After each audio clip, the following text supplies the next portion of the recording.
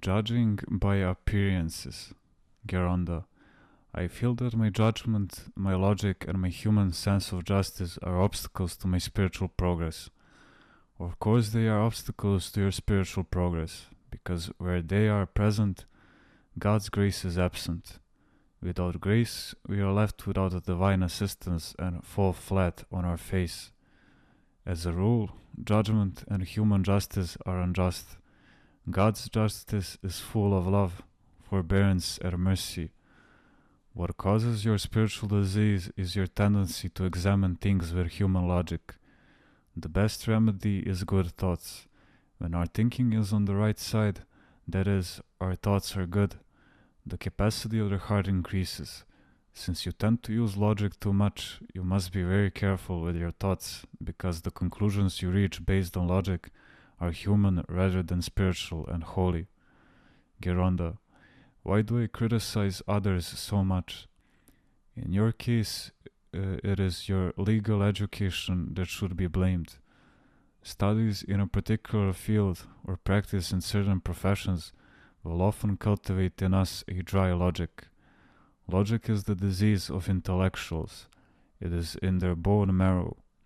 Even though you have a heart, you still put logic first. There are some people who have a great capacity for logic and for passing judgment on others out of egoism. They are self-centered and dismiss the views of everybody else. They expect absolute correctness from others but not from themselves.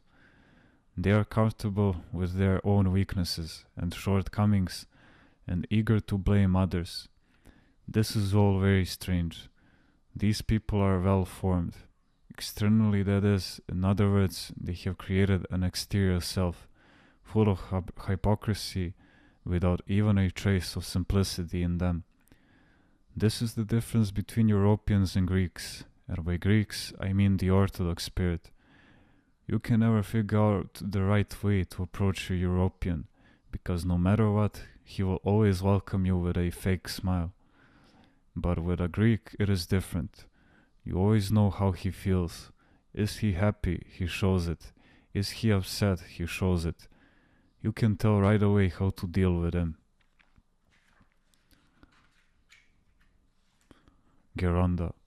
What is wrong with rushing to pass a judgment on people, things, and situations? We rush to judgment when we act based on logic. Only our brain is working, and this is the result. It would be good for those who have great minds if God took a screwdriver and turned the screws of these good minds a bit. The less logic works, the more grace comes and fills our minds. When I say mind, I mean human judgment, egoism, and self-confidence.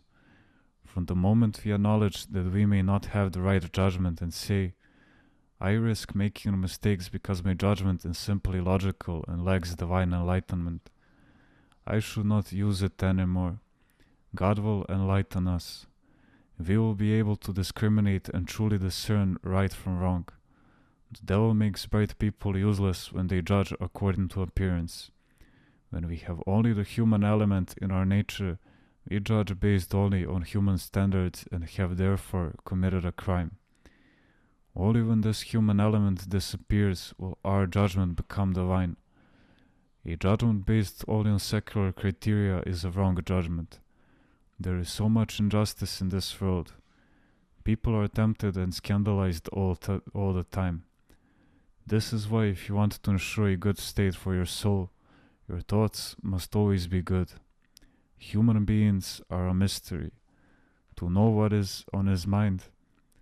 Once on the day of Pascha, after the divine liturgy, we stopped for a while at a Kelevi to eat cheese and eggs. Next to me was seated a monk, whose job was to transport wood. He was not eating what was offered to him, but was putting it aside. Eat, I said to him. All right, I will, he replied. But I saw that he was not eating anything. Eat, I said again. Today is Pascha. Bless me, Father, he replied. But when I receive Holy Communion, I do not eat. At 2 o'clock I will eat. He had not eaten since the day before, and he would not eat again until the afternoon. Do you see what he did out of piety and devotion? And the others may have thought that he was only a simple transporter of wood.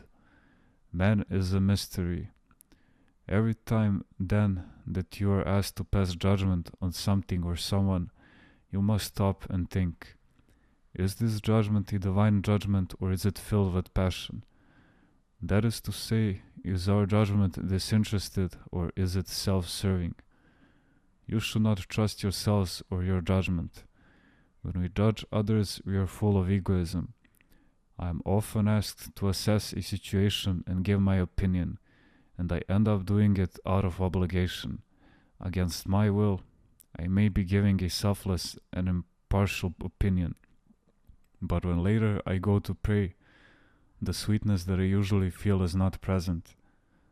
This is not because my conscience bothers me over something. It is rather because I have passed the judgment on human terms. Now imagine how one would feel if the judgment was wrong, or if it was filled with justifications or based on human standards. Judgment is a very serious matter. The right to judge is God's alone. How awesome is His judgment! Those who are in a position to judge others may have good intentions, but that is not what matters. The important thing is the outcome of their judgment, how it affects people. It is important to have discernment at all times. Naturally, all of us have the ability to discern to a greater or lesser degree, but unfortunately, most of us do not use it on ourselves but only on others, so that they will not appear to be better than we are. Thus, we infect our discernment with judgment and criticism and with the demand that others correct themselves, when we should direct these demands to ourselves only. We are the ones who are not truly determined to take the spiritual struggle seriously. It is we who fail to put an end to the rule of our passions and set our souls free to fly to heaven.